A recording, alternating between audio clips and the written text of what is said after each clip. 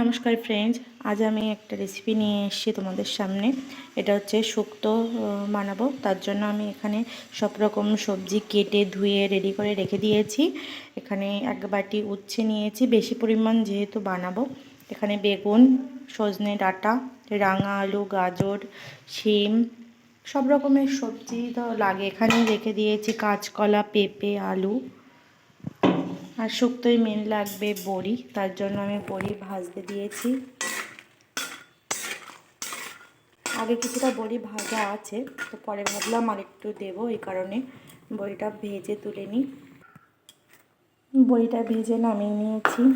এবার এই যে ধুয়ে রাখা উচ্ছেগুলোও ভেজে নেব, এক এক করে সব সবজিগুলো ভেজে নেব।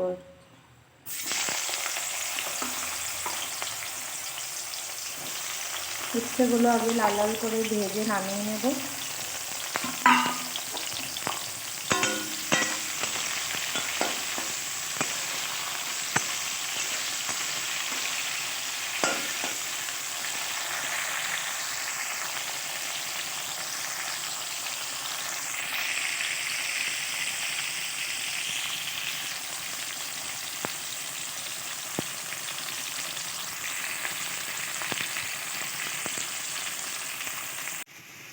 উচ্ছেটা প্রায় ভাজা হয়ে গিয়েছে।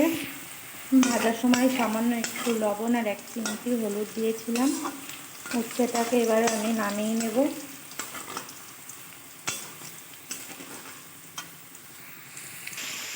উচ্ছেটা নামিয়ে রেখেছি। সেম তেলের ভেতর আমি এখানে আলু আর পেঁপেটাকেও দিয়ে ভেজে নেব। সামান্য 1 চিমটি লবণ দিয়েছি এখানে। এর ভেতরে আর আমি হলুদটা ইউজ করবো না, শুক্তো যেহেতু সাদা সাদা হয়। এগুলোকেও ভালো করে ভেজে নামিয়ে নেব।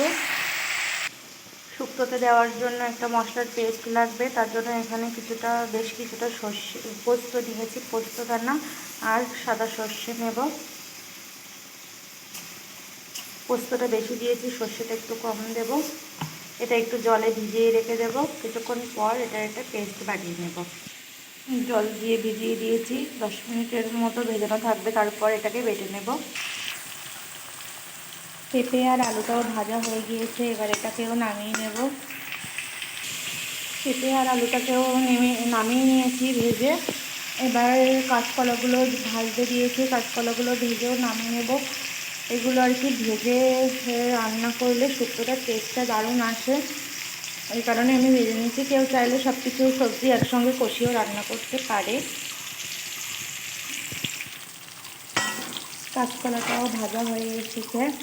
সব সব ভাজার ভেতরেই আমি সামান্য 1 চিমটি করে নুনটা দিয়ে রাখছি, যেন এর ভেতরে ভালোভাবে লবণটা আর কি মিশে যায়, ঢোকে, এই কারণে। কাঁচকলাগুলোকেও নামিয়ে নেব এবার। কাঁচকলাটাকে তুলে নিয়ে এবার গাজর, বিনস আর রাঙা আলুটাকে একসঙ্গে একটু কষিয়ে নামিয়ে রেখে দেবো। খুব এটা ভাজতে লাগবে না, জাস্ট একটু 5 মিনিটের জন্য নেড়ে চেড়ে রেখে দিলেই হবে।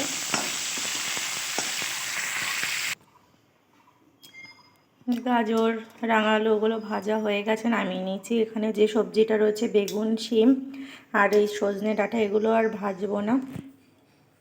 কড়াইয়ে আরও একটু তেল দিয়ে দিয়েছি, দিয়ে গোটা 5 ফোড়নটা দিয়ে দিলাম ফোড়নে। এবার শিমগুলো দিয়ে দেবো, এগুলো কষিয়ে নিলে হয়ে যাবে।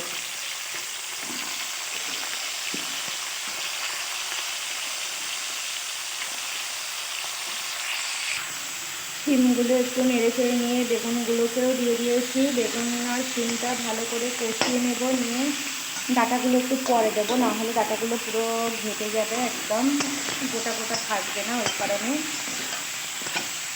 এগুলো আর একটু কষিয়ে নেব, নিয়ে তারপর ডাঁটাটাকে দেবো। বেশ কিছুক্ষণ ধরে কষিয়ে এখানে ডাঁটাটা দেওয়ার পর ভালো করে কষিয়ে নিয়ে জলটা কমিয়ে দিয়ে রেখে দেবো। তার মধ্যে মশলার ওই যে পোস্ত আর সর্ষের পেস্টটাকে একটু বানিয়ে নেব। ওই সবজিগুলো কষিয়ে নেওয়ার পরে এই ভাজা সবজিগুলোকে একসঙ্গে দিয়ে দিয়েছি, দিয়ে এবার ভালো করে নেড়ে চেড়ে এর ভেতরে আমি জলটা দিয়ে দেবো। আর একটু নেড়ে নিয়ে জল দিয়ে দেবো।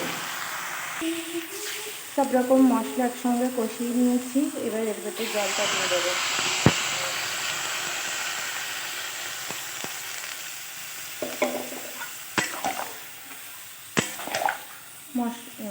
সবজিগুলো যেহেতু ভাজা, তো সেদ্ধ হতে বেশি টাইম লাগবে না, মানে আরও একটু জল আমি অ্যাড করবো, করে ঢাকা দিয়ে রেখে দেবো কিছুক্ষণের জন্য।